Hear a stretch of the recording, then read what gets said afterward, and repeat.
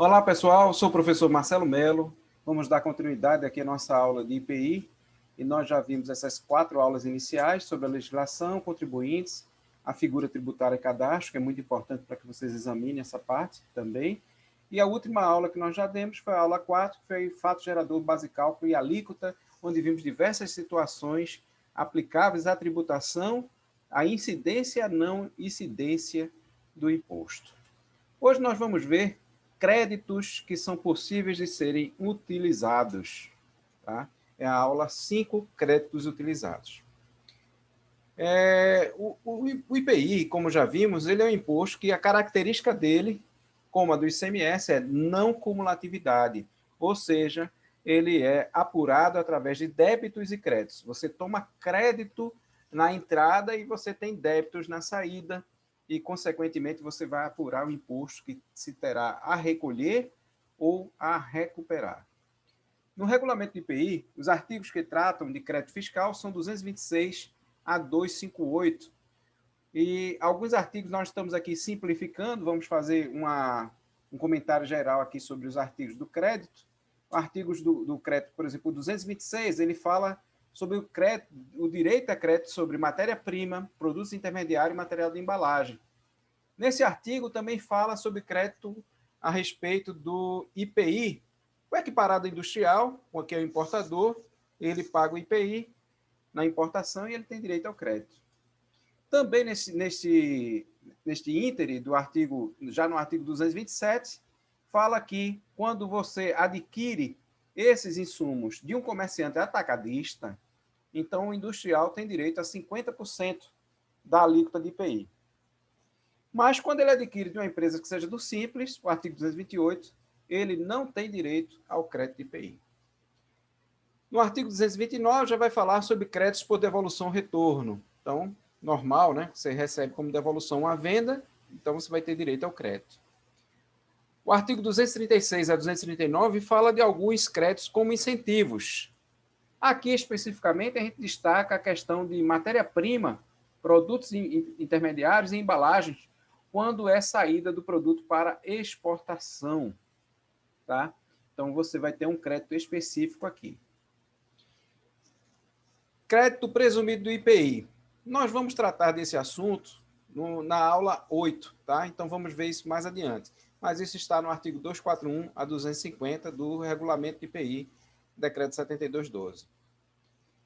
Escrituração dos créditos. Muito importante isso aqui, tá?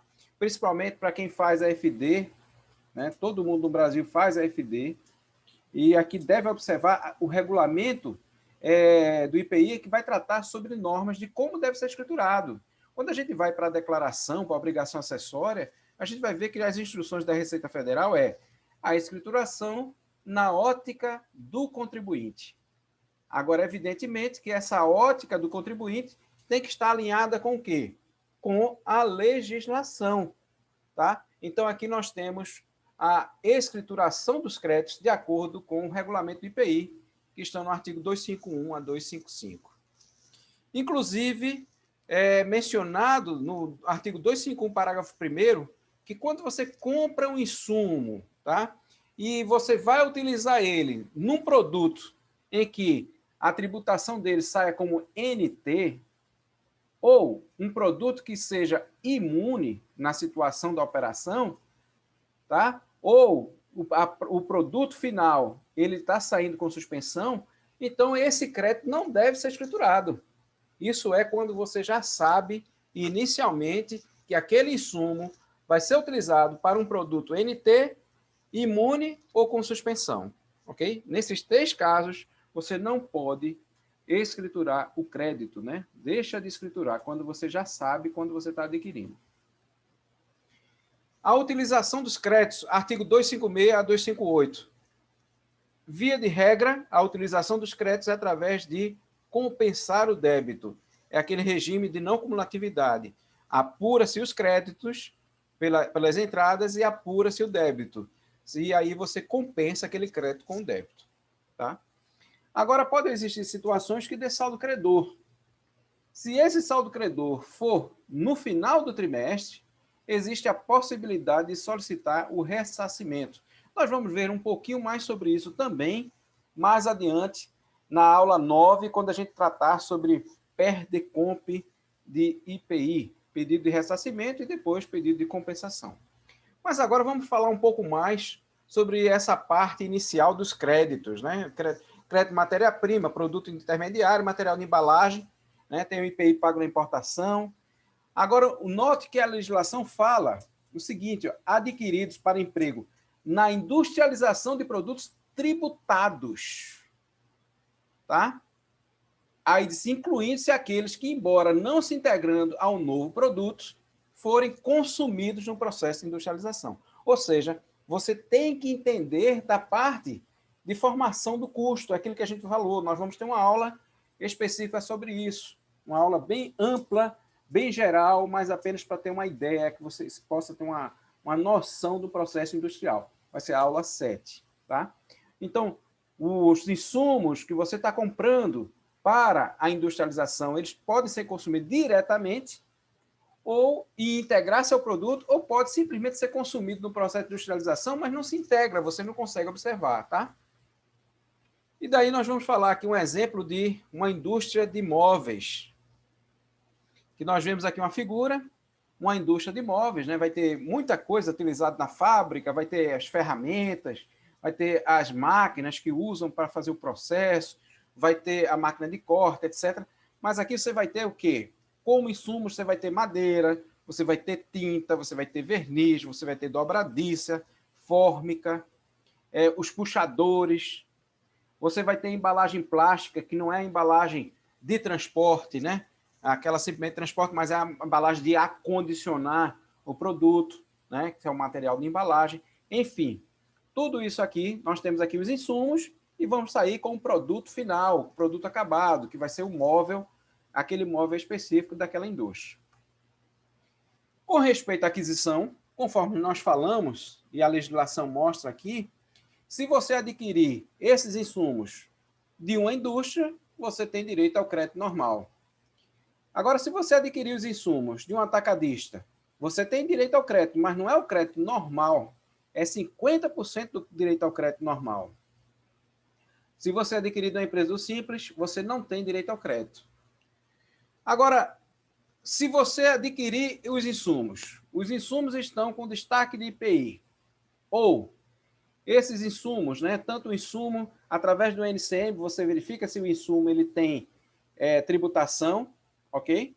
Se ele tiver tributação, você vai ver a tributação que está vendo destacada na nota e vai utilizar esse crédito desde que o produto seja tributado. Artigo, conforme vimos aqui no artigo 226, na industrialização de produtos tributados. No artigo 256, fala que se o produto final que você está... É claro que você vai olhar isso na TIP, né? Se o produto, no caso do móvel, aqui o exemplo do móvel, se esse móvel ele tiver a tributação dele como isento, ou se a tributação fosse alíquota zero, ou ainda, se você fosse exportar esse móvel, fosse destinado à exportação, você tem direito à manutenção do crédito. Ok? O crédito dos insumos, né? De acordo com o NCM e com o TIP. Agora, esse saldo que você não pôde utilizar, porque o produto foi destinado, digamos que toda a sua produção, ela seja de um produto que tem alíquota zero, tá? Mas você adquiriu os insumos com tributação de IPI, ou destacado na nota, ou do atacadista, que não vai vir destacado na nota, mas você vai ter direito a 50% do crédito normal. Então, você escritura os créditos de IPI. No débito, na saída, como você tem alíquota zero no produto final, você não vai ter débito. Então, o que vai acontecer normalmente com a empresa assim, ou que tenha mais situações assim, ela vai ter um saldo credor. Ela vai ter um saldo credor final.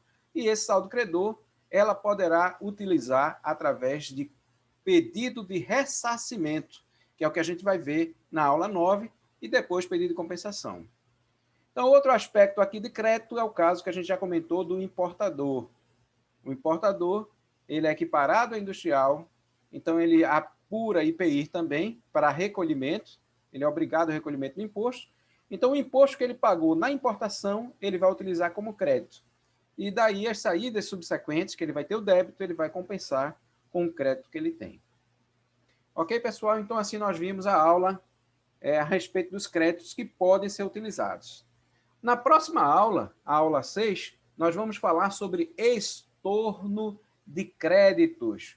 Quais são as situações em que a empresa escriturou o crédito inicial, mas ela está obrigada a fazer o estorno de crédito. Vamos ver isso na próxima aula. Até mais, pessoal.